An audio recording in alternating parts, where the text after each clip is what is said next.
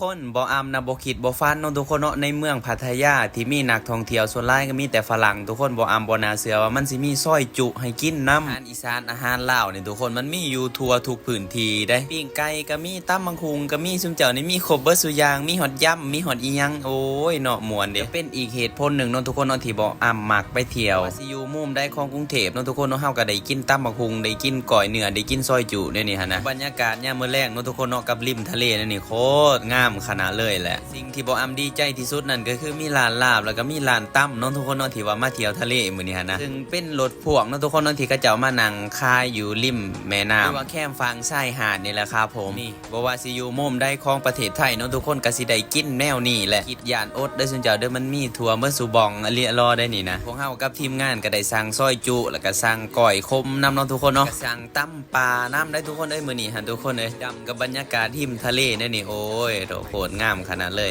เพิ่นก็ต่อยกีตาร์ห้องเพลงไปนำเนาะทุกคนเนาะมันโคตรม่วนเลยทุกคนเลยอ้ำใส่คำว่าม่วนโคตรเปลืองขนาดเลยเนาะทุกคนเงินก็เบิดหลายไปบ่แม่นน้อยได้ทุกคนไปเที่ยวมื้อนี้ก็ได้ก็บ่เป็นหยังเนาะทุกคนเนาะมันมีความสุขเลยทุกคนเวลาเฮาออกไปลินไปเที่ยวแนวนี้ฮะหาเงินก็หาเมื่อยแล้วเนาะทุกคนเนาะใส่เวลาไปลินไปเที่ยวแน่